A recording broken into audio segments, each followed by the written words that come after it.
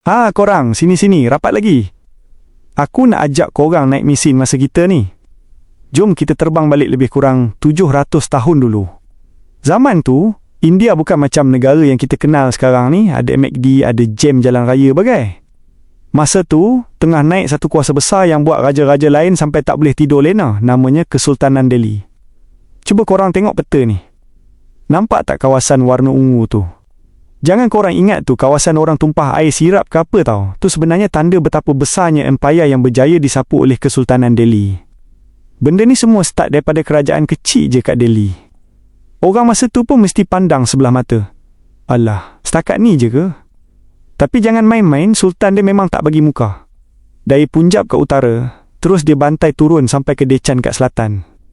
Dari Sind dekat Laut Arab, melintang pula sampai nak dekat Bengal sana. Kalau zaman tu ada Waze, mak motor pun silap dah menangis sebab perjalanan dalam payar ni punya jauh sampai berminggu-minggu. Penat nak hadap. Lepas tu, korang tengok kawasan gurun tar tu.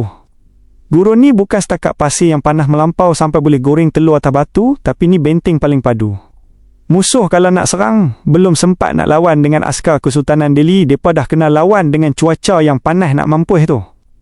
Air minum habis, tenaga pun hilang, memang tak sempat nak buat apalah. Lepas tu, ada pula banjaran Himalaya kat utara tu, ibarat pagar gegasi yang bagi pelindungan. Tapi, jangan ingat selamat sangat. Ada satu lubang tikus yang orang panggil Khyber Pass kat area Afghanistan tu. Itulah laluan rahsia yang selalu guna untuk masuk menyerang. Termasuklah puak Mongol yang ganah bukan main. Mujurlah Kesultanan Delhi ni jenis liat, berjaya juga dorang tahan asakan Mongol tu. Kalau tak, mungkin sejarah India hari ni dah jadi lain. Mungkin kita pun tak kenal Delhi tu apa benda. Cuma yang lawak sikit, korang tengok kawasan selatan tu. Nampak tak warna ungu tu makin memanjang ke bawah? Sebenarnya, bukan semua kawasan tu dorang kontrol 24 jam. Ada tempat yang setuju nak taat, ada yang diperintah terus, dan ada juga yang bila tentera Delhi pusing belakang je, terus buat perangai nak memberontak semula. Macam budak sekolah lah, cikgu ada depan mata semua diam, cikgu keluar kelas 5 minit, terus huru-hara satu kelas, bising. Lagipun kat bawah tu ada musuh tradisi, Kerajaan Vijayanagara. Dorang ni memang lawan yang cukup kuat. Sejarah ni bukan macam filem Adiwira yang hero menang setiap masa, memang ada masa kita menang, ada masa kita kena belasah balik. Tapi kan, kalau tengok garis masa tu, tahun 1398, tiba muncul seorang bad boy dari Asia Tengah bernama Timur atau Tamerlane. Dia datang buat kacau macam ribut. Delhi yang selama ni gah terus kena serang dan dijarah habis-habisan. Kekayaan kena sapu, bandar musnah dan kuasa Kesultanan Delhi pun mulalah nak merudum. Betul lah orang tua-tua kata, sebesar mana pun pokok, kalau ribut datang cukup kuat, tumbang juga akhirnya.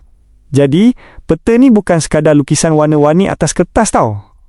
Setiap garisan, setiap nama bandar tu penuh dengan cerita peperangan, pengkhianatan, perdagangan dan macam drama lagi. Bila kita tengok peta ni, kita sebenarnya sedang tengok sebuah empayar Islam yang pernah jadi antara kuasa paling hebat kat benua India.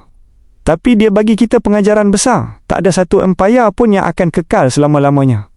Hari ni kita mungkin duduk kat puncak, esok lusa kalau kita leka, orang lain pula yang datang ambil tempat. Itulah realiti dunia, nak buat macam mana kan?